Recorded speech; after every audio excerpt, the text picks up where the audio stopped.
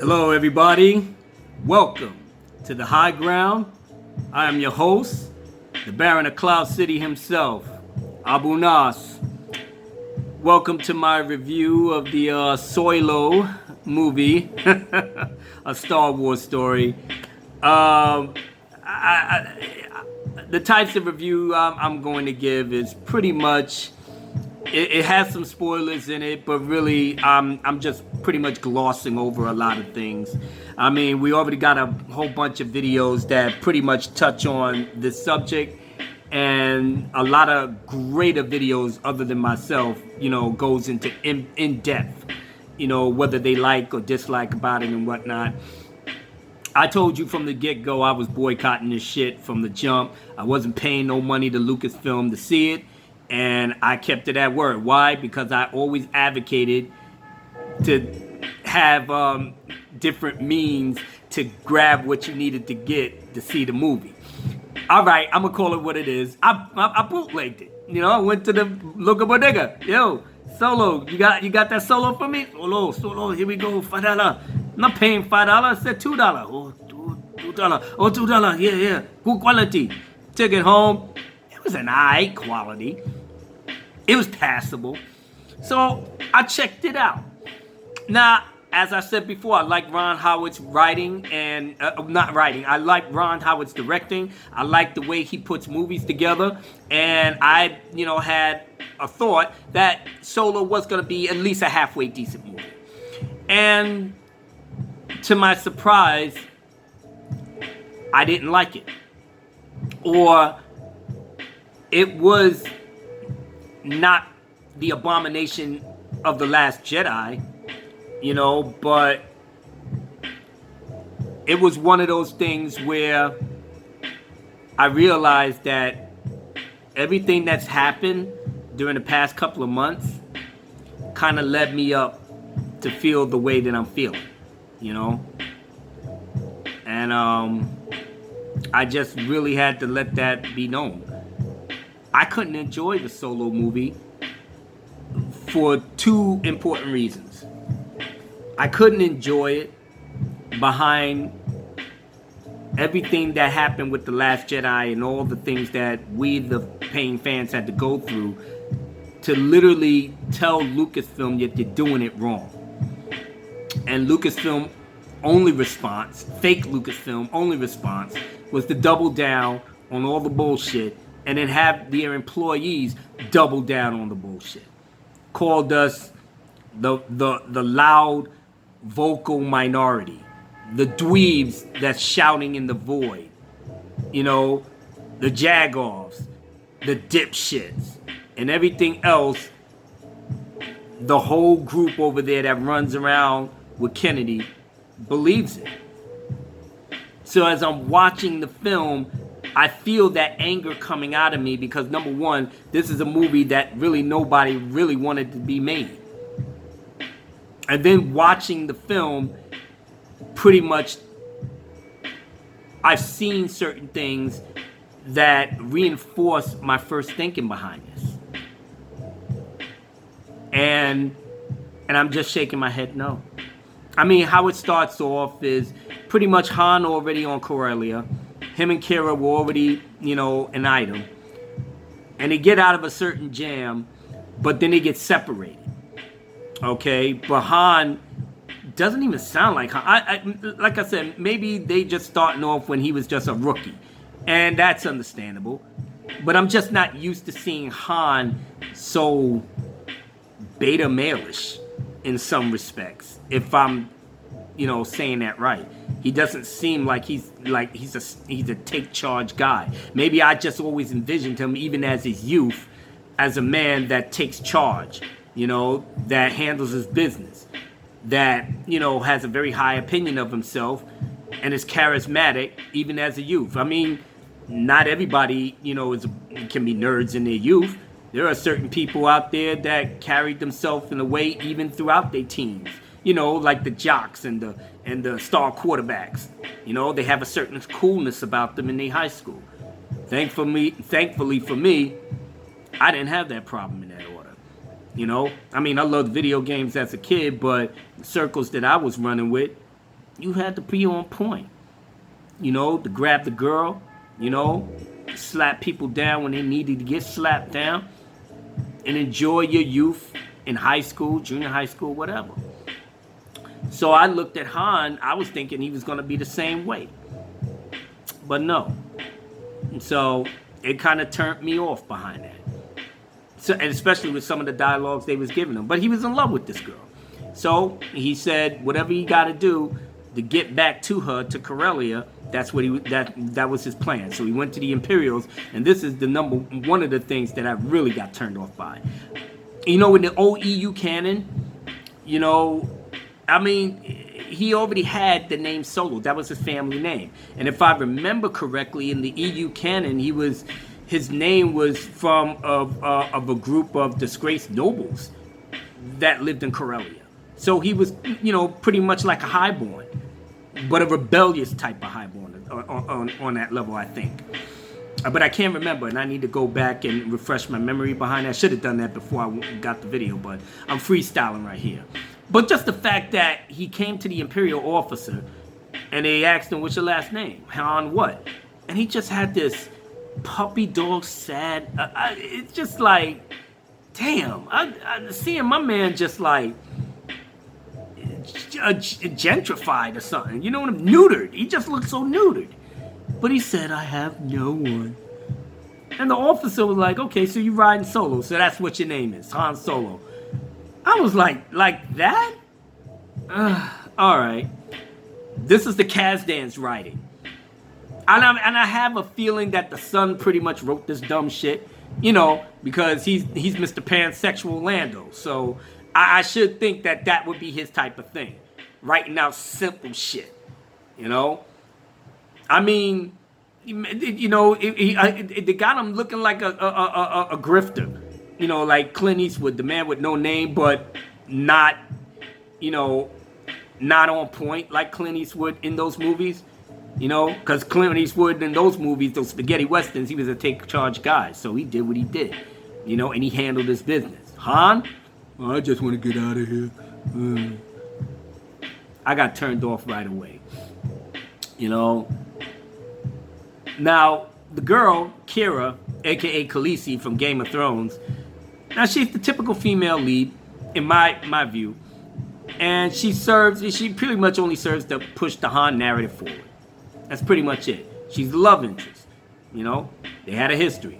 She's strong, she's independent, but surprisingly, she's less social justice warrior than I thought she was going to be. I thought, okay, well, maybe we might have a little something here. Maybe they're not trying to ham-fist this shit down our throat. I should have known better. But we'll get to that in a second. So, she pretty much hooks up with this, I guess, this kingpin, Dryden Voss, who, in some respects, I kind of like his character, you know? I like the way he moved about. I like the way he gave a menace to his, you know, to his character, to his performance. It was my man Vision from Infinity Wars. But I know about the last character that I liked from a Star Wars movie, General Hux. That was my dude. Look how they did him. So now we get to Lando. Now they go, you know, or Han gets over to the battle because he's in the Imperial Navy, but he hooks up with Beckett, Woody Harrelson's character. So it's pretty much an antagonist for what he was. I mean, he was a criminal. Him and his girl, Vaz or something. So they was already tired of the whole Imperial thing, and they was going to get out anyway. So Han wanted to tag along. You know, they gave him some shit, but then they said, you know what, come on. You know, but then they, you know, set him up and dumped him. You know what I'm saying? They dumped him cold hard. Threw him in a sort of like a cage, and that's where he met Chewbacca. Now, they got off to a rocky start, but Han was convinced, listen, we got to get off this planet. You know, so help me and I'll help you.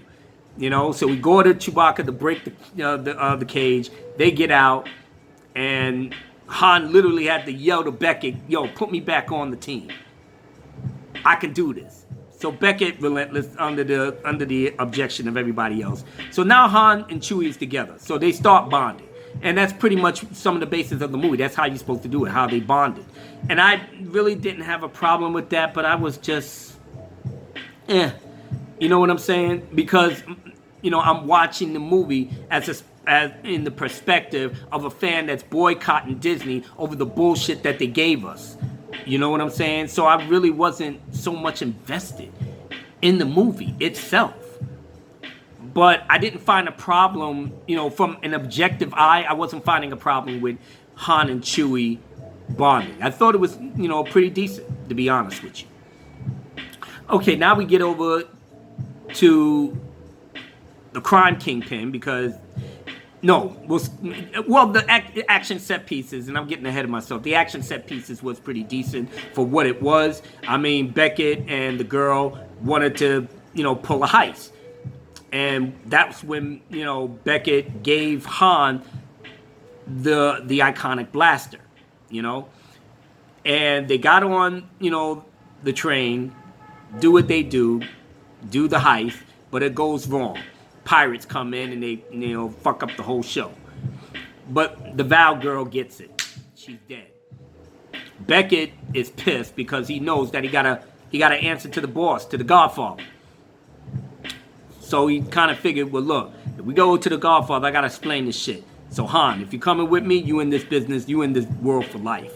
He doesn't even sound like a gangster, Han Solo. I mean, the guy playing Han Solo, Alden Ehrenreich, like I said, I could not really get into him being Han Solo. Just between his facial expressions, when he's sad, and, you know, it's just that his acting, he just couldn't really act his way into being the charismatic, roguish scoundrel that we all grew up with. You know, he doesn't strike that to me. So now I'm just following this, you know, this guy that's so unsure of himself, but he's just doing this just to get back to the girl on Corellia. But lo and behold, we get to the spot. He sees the kingpin, but guess what? His girlfriend is there too, looking mighty good, chilling with the gangster crowd. Now, Han is sitting up there hugging her, kissing her. Oh, my God. Now we can go back to Corellia. No, slow your roll, homie. Slow your roll. I'm rolling with him now. Huh? Oh. All right, so he's stuck on stupid. His whole thing was to do what he had to do to get to Corellia. Now that's done. Because she knows he's staying here. Now, the boss man, Dryden Voss, you know, he comes in, and like I said, I like his performance. It's menacing. It's got a, you know, real, you know, kingpin feel. Kingpin type feel, you know? Where we at? 13 minutes? All right, let me try to speed this up. So, he tells him, yo, I ain't like what happened. Yo, why'd you fail me? Beckett's like, yo, chill, man. We had a couple of complications. My girl got smoked, man. I'm in mourning right now. You know? Dryden looked at him like, my dude, I don't give a fuck what you are. It's my money. You messing with my money. So I'm a murk you off right about now. Whoa, hold on, Dryden. I got another plan. I got Han Solo, I got Chewbacca. Let us, you know, fix this shit. Really? You want to fix it? I'm getting ready to pull out my gat, blast you up into oblivion. That's what I'm getting ready to do. So what kind of plan you got? All right. They laid down the plan. And then Dryden looked at Kira like, yo, Kira, what do you think? Well, I grew up with Han Solo on Corellia. So, yeah, I think he can do it. All right. If my girl Kira says you good, all right, I think you good. All right. So they go off on the adventure, you know, of another heist. I even forgot what it really was, and I wasn't really invested. I was pretty much going through the motion. I was just trying to see how all of this was playing out. Now we get over to where Lando's at, because they got to get a ship. You know? So Kira already knew Lando. She said, I know the perfect person. Black, suave, debonair, you know? Got everything together. He good. Good looking and everything. You know, like the real Lando is supposed to be. I was pretty much expecting her to say, is he pansexual? But no, it didn't come out of her mouth. So we get to Lando. Lando's playing some cards, you know, and handling his business. Now, Lando, throughout the whole movie, for me, he was good, but it wasn't what I expected. Or he didn't do as much as I expected him to be, especially with all the promotion they gave him. You know what I'm saying? So he only was in there just to fly the ship to the Kessel And that's pretty much it, more or less. He didn't really have a big role. I mean, the screen time that he did have was pretty good, and he sounded like Billy D. Williams too. So I was digging the way he was doing it, But unfortunately, the pansexual stigma followed him throughout the whole movie, especially when the social justice warrior droid came along, L337. Oh my God. So as soon as this robot came on the scene, I knew it. I saw it for what it was, and I said, damn, and y'all not even hiding the social justice warrior feminist agenda behind this robot. And that's exactly what she did. Oh, how dare you do this? That's a sentient robot. I mean, you might as well put a picket sign in her hand saying equal rights for women and, Me Too movement. You might as well do that. You might as well put all of that in her hand.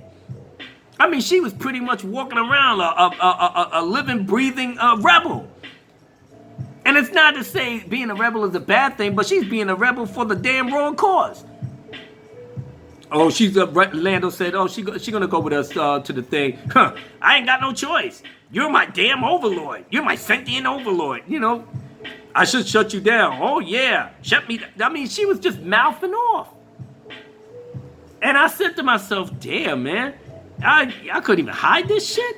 No, why would I even think like that? Of course they're not going to hide this shit. Because they was already feeling themselves with the whole Rose Tico, Holdo, Admiral, gender studies, character in the Last Jedi. And certain people was digging that. So might as well double down on the bullshit, But that was that robot was a literal manifestation of the social justice warrior agenda right there of Kathleen Kennedy.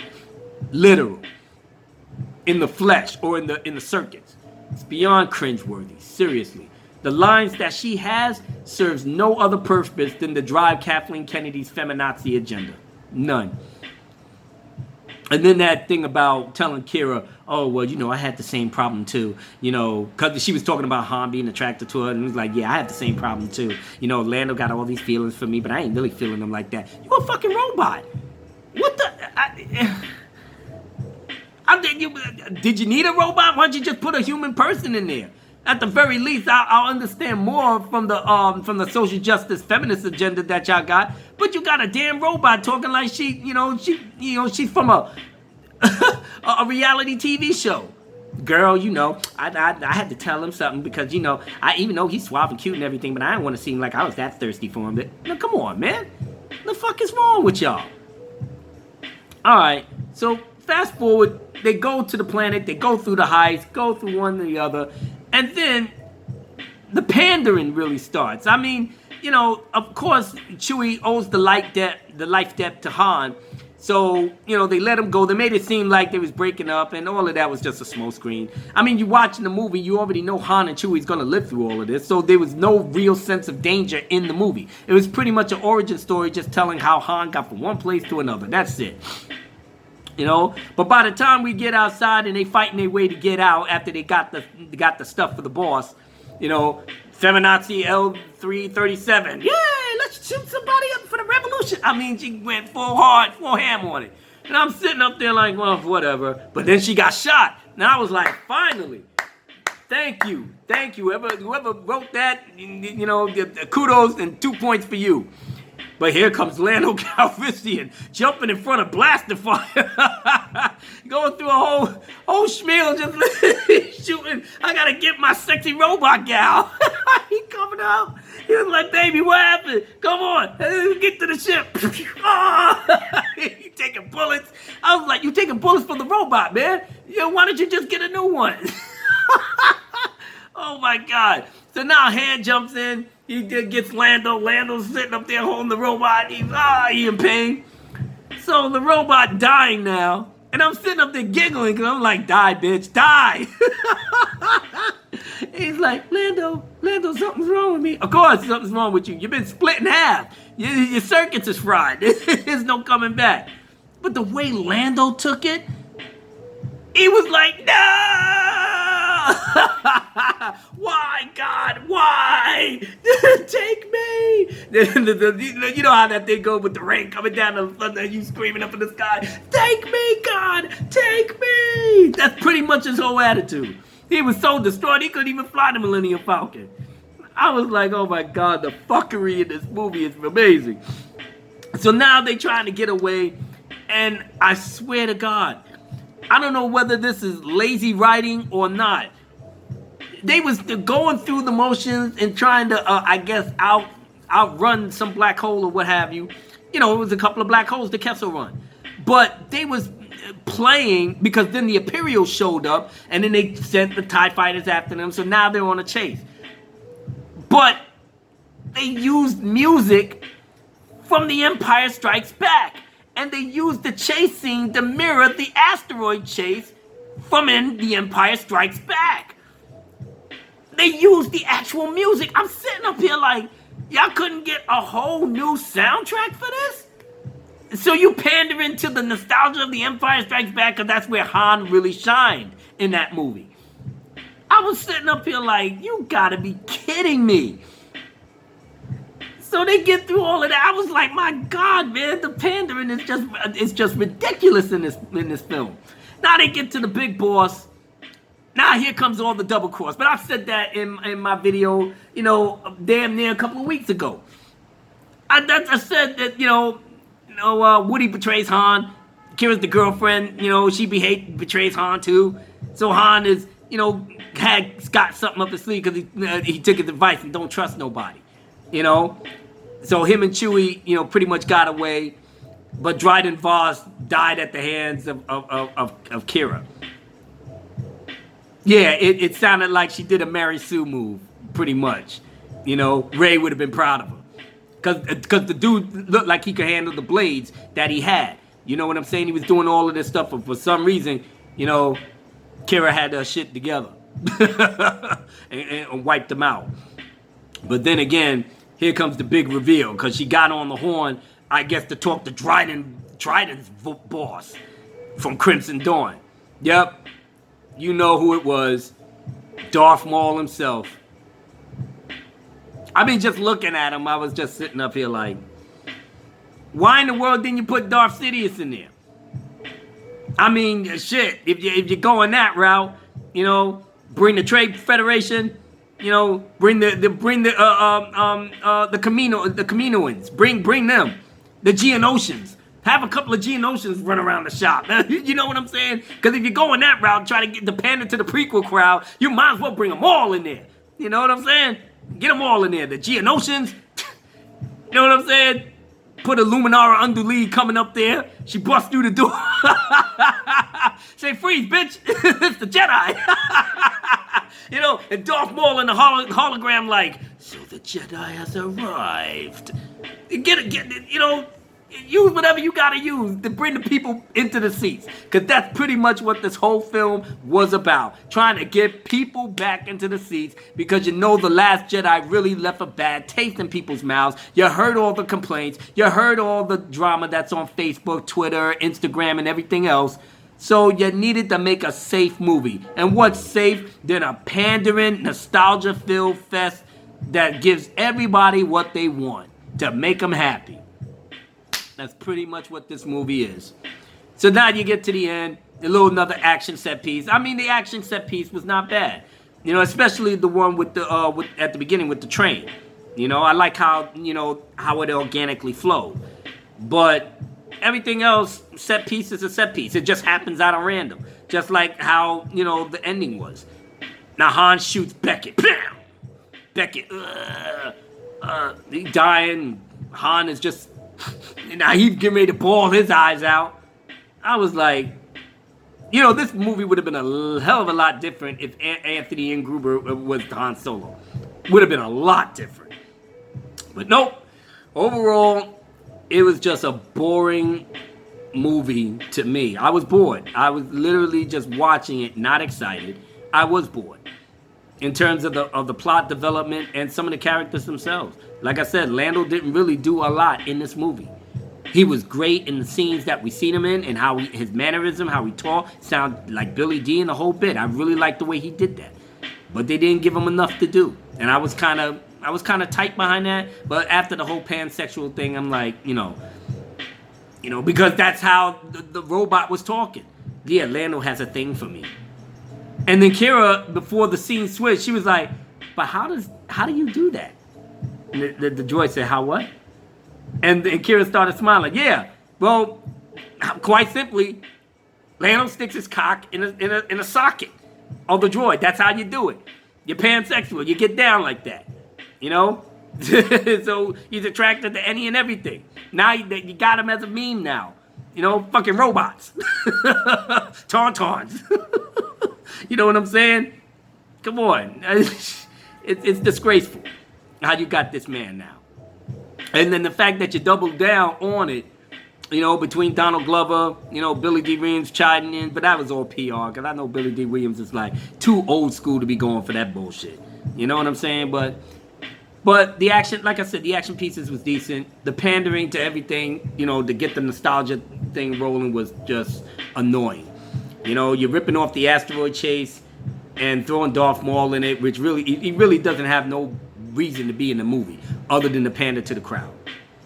If you think something different, then let me know, but that was my take on it. So, but I know why, even though it wasn't a bad movie per se in terms of how shitty and what an abomination from start to finish The Last Jedi was. No, I hate, hate is a bad, no, I'm not saying I hate this movie, but I don't like it. And I don't like it for the fact that everything that we went through all the drama that we had to endure, to tell Lucas and Disney, and Fakelucasfilm and Disney, that you're not going to disrespect the fans, you're not going to treat us like shit and expect us to keep paying money for your product. That's not happening. Through the boycott, we was able to put together something that's going to leave a lasting effect on Lucasfilm. But the road to get the Solo was rough. But we stuck to our guns. We kept telling people that we are not going to tolerate your employees for disrespecting us, making fun of us, mocking us, because we had a difference of opinion and we could verbalize our difference of opinion as far as The Last Jedi went. No, we're a bunch of man babies. You can't accept change. Get used to it. You're just a vocal minority that's loud. You're just dweebs shouting in the void. Everything. But we paid it no mind. We knew what we was going to do. I told people I'm going to boycott with my wallet, because that's the only thing Disney understands. When you lose enough money, things will change. You don't have a product that's not selling to the public, but you need to make money. So what do? You need to change the product to something that the fans or the consumer will like. It's the same premise here. If whoever liked The Last Jedi and whoever liked Solo, I'm glad you got something out of it. I'm glad you enjoyed yourself. You know what I'm saying?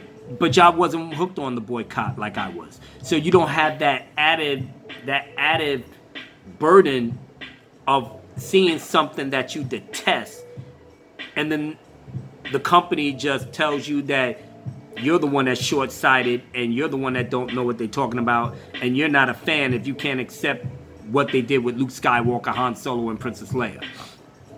And now Lando Calrissian. So that took me into Solo with a frame of mind that I know I'm not going to enjoy it the way that I should. And I now have every good reason from the things that I've seen in the movie, I was correct. And I'm glad, I never paid money for this movie. I'm so glad I did not do that. So yeah, I'm going to keep the boycott going. I'm going to keep everything flowing. I mean, this Star Wars, solo review is quick, down, and dirty, even though I'm damn near 30 minutes right now. But let me tell you something. We're not going to rest on our laurels. I mean, we just achieved a major victory in the boycott. And it definitely got Disney's attention. It definitely got Fakelucasfilm's attention. You see all these employees? Punk-ass Freddie Prinze Jr., he disappeared. He's not even on there, running his mouth. Pablo Hidalgo, That dude changed up his account so many times that your head was spinning. He's here 1 minute, he's there another minute. He took away this, he boycotted that. He banned this one, he blocked that one. Only dumbass Junior Kazdan had to open up his mouth and say Lando was a pansexual. That was pretty much the icing on the cake.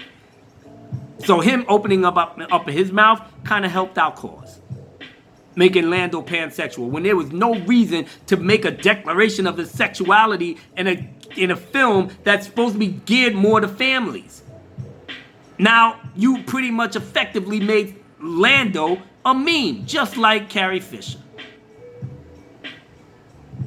Every third meme I'm seeing him talking about, well, what have we here? And he's looking at a droid. You truly belong with us among the clouds. Looking at a droid. Looking at an animal. Come on. And that's the thing that made me sick, because seeing Lando in the role that he's doing in the movie, and then seeing that social justice warrior robot making all types of comments and stuff like that. Don't look at me. I feel you're looking at me. Like, come on, man. You're a robot. You got no clothes on. What the fuck are we looking at? We're looking at circuits. But like I said, the writing is like, Alden Ehrenreich as Han Solo, he doesn't do it for me. And I walked in knowing that, and like I said, just seeing the way he acted throughout the whole movie, I already know he doesn't do it for me. Chewie was pretty much the only outstanding thing in that. Because he had more to do than The Last Jedi. He had a hell of a lot more to do. He actually had a purpose, which made us even more mad.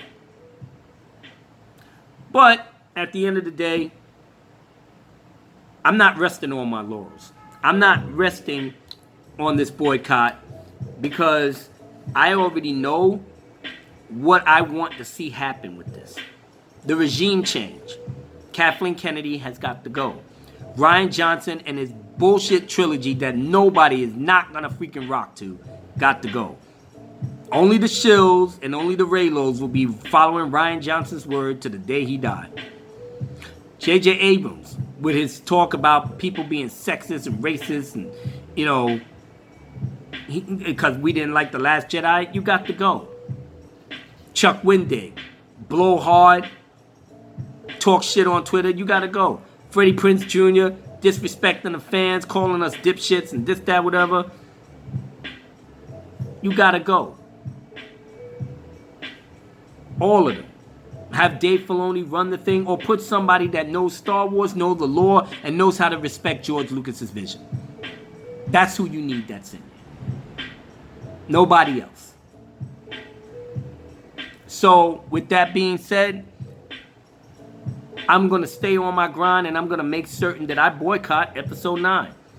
Well, damn, Abu Nasr, it's still a whole year away. Maybe your stance will soften, and then there's Celebration that's coming up on next year, too, to promote the movie. No, I'm good. You can't fix this movie for me. You literally have to reboot the 2 movies and have everybody there. CGI Leia and the whole bit.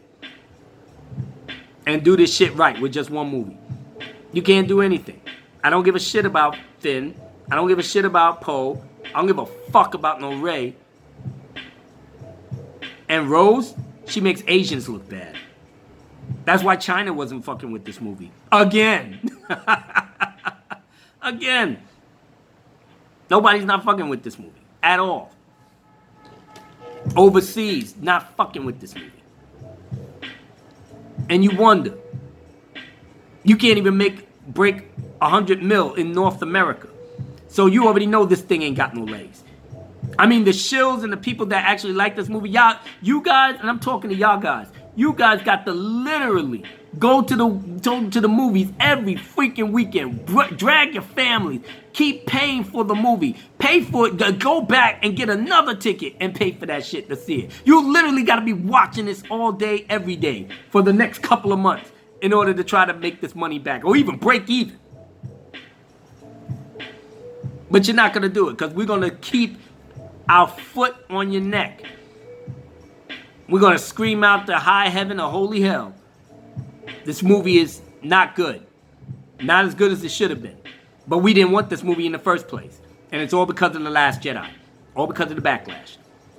Not social justice. No, not Star Wars fatigue. Not because it was let out a couple of months after The Last Jedi and it should have stayed in December. No. It's pretty much what happened after The Last Jedi and the backlash behind it. And if you don't want to come to the truth of that, trust me, somebody is going to bring it to Bob Iger like, listen, dude, it's not Star Wars fatigue. There was a lot of shit that was going on. That's why everybody's being so quiet now up in Lucasfilm. So, it is what it is. But with that being said, thank you, everybody. I know this review was just like pretty much lackadaisical, but I had to say what I had to say. I know my thing wasn't as entertaining as it could have been, but I really couldn't have nothing to really scream off on. I just felt sad watching this movie. I really did. So with that being said, this is Abu Nas. Welcome, for the high ground. The Baron of Cloud City about to sign off. So disgusted, but just happy that we stood our ground. We made it happen. Next up, episode 9. I can't wait. Peace.